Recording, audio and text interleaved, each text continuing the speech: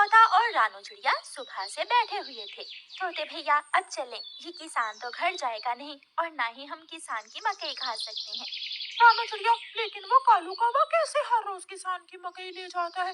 वो कल भी मेरे सामने किसान की मकई खा रहा था। मैंने पूछा तो कहने लगा ये किसान के खेत से लाया हूँ। वो एक नंबर का चोर है, किसी न किसी तरह वो मकई चोरी करके ले जाता होगा। किसान खेत में काम कर रहा था और चिड़िया और तोता बिना मकई खाए ही जंगल वापस चले जाते हैं।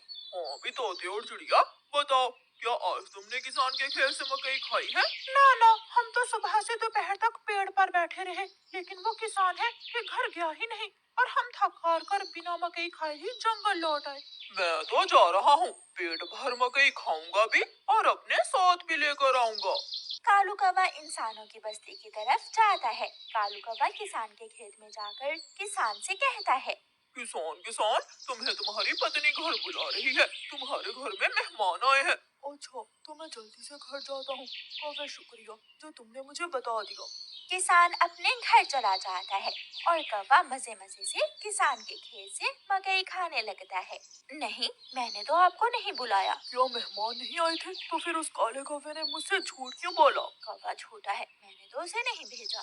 कौवा पेट भरकर मकई खाता है और कुछ मकई अपने साथ लेकर वापस जंगल लौट जाता है। कौवे कौवे, एक मकई का भुट्टा मुझे भी दे दो। ना ना, मैं तो मकई का भुट्टा किसी को नहीं दूंगा, बहुत मुश्किल से लाया हूँ मैं। कौवा चिड़िया के सामने बैठकर मकई का भुट्टा खा रहा था और चिड़िया के मुंह में पानी आ रहा था।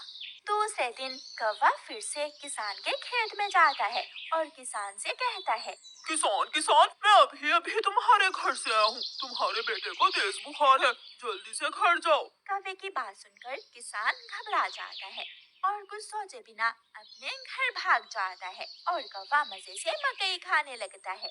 कहाँ है मेरा मुन्ना? मुन्ना तो बाहर खेलने गया हुआ है। क्या मेरा मुन्ना ठीक है? हाँ हाँ, मुन्ना तो बिल्कुल ठीक है। तो फिर इसका मतलब आज फिर उस शरारती कौवे ने मुझसे शरारत की है। उसने मुझसे कहा कि मेरे मुन्ने को बुखार है, मैं जल्दी घर जाऊं। वो कौवा जरूर आपको घर भेजकर खेत से फसल खाता होगा। मैं कल देखूंगा वो कौवा कैसे मुझे उल्लू बनाकर मेरे खेत से मेरी फसल खाता है। कौवा जंगल जाकर बहुत खुश था। वो जो मकई अपने साथ लाया था वो तोते और कबूतर के सामने बैठकर खाता है।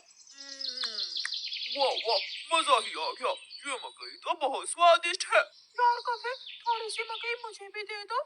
हाँ ठीक है, अगर तुम मेरे घर का काम कर दो तो मैं तुम्हें भी मकई दे सकता हूँ। मैं भी करूँगा, मैं भी कभी आपके घर का सारा काम करूँगा, मुझे भी मकई दे देना। ठीक है, तो फिर जल्दी से मेरे साथ आ जाओ। कौवा कबूतर और तोते को अपने घर ले जाता है। तोते, तुम जल्दी से मेरे घर की सफाई सुथराई कर दो और कबूतर तुम जल्दी से मेरे सारे बर्तन धो दो, फिर मैं तुम दोनों को मकई दूंगा। फिर कबूतर अपने काम में लग जाता है और तोता कौवे के घर की सफाई सुथराई करने लगता है। दोनों अपना अपना काम खत्म कर देते हैं। कौवे, मैंने काम कर दिया है, अब मुझे मकई दे दो। मैंने भी काम कर लिया है, मुझे भी मकई दो। कौन सी मकई? चलो भाग जाओ यहाँ से तुम दोनों, मैं तुम्हें कुछ नहीं देने वाला। तुम धोखेबाज हो, तुमने धोखे से हमसे अपना काम करवाया और अब हमें भूखे ही भेज रहे हो। कबूतर और तोता वहाँ से चले जाते हैं। कौवा हर रोज की तरह अगले दिन भी किसान को पागल बनाने के लिए किसान के खेत में चला जाता है। कौवा किसान के पास जाता है और किसान से कहता है, किसान किसान, मैं अभी अभी देख कर आया हूँ, तुम्हारी गाय जंगल की तरफ जा रही है, शायद उसकी रस्सी टूट गई होगी।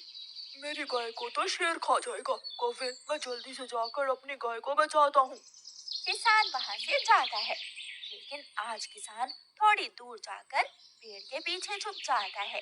कौवा किसान के खेत में जाकर मकई खाने लगता है। तो ये कौवे का बच्चा इसलिए मुझे हर रोज किसी न किसी तरह खेत से खेल देता है। जब तक मेरे पास बड़ा दिमाग है, मुझे किसान की फसल खाने से कोई नहीं रोक सकता। किसान के पास बंदूक थी। किसान बंदूक चलाता है और गोली सीधी जाकर कौवे की टांग पर लगती है।